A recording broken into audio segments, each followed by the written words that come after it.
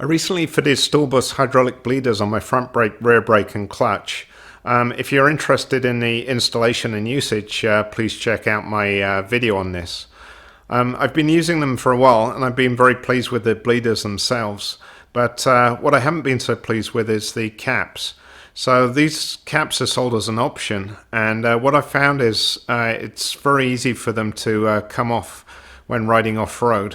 As you can see here, it's hardly requires any force to take the cap off. Stahlbus do have a FAQ regarding how to install these caps and help prevent them coming off, and I followed the directions, and basically what they say is you can either use a vacuum to suck out any fluid in the valve here, or you can use some paper and blot out the fluid and then install the cap. But I've completely cleaned this one out, and you can see if I push it on, it still pops off, and then it only requires the slightest amount of force to take it off.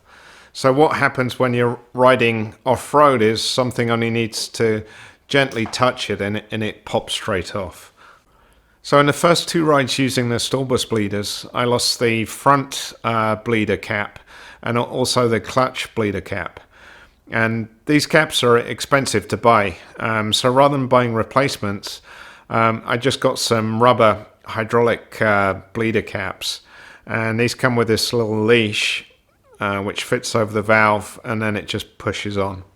And I've been riding them with these rubber ones for about 3 months now, and I haven't had any problems at all. I haven't lost one of them. So my recommendation, rather than buying the Stahlbus caps, is to get these ones, much cheaper, and they stay put.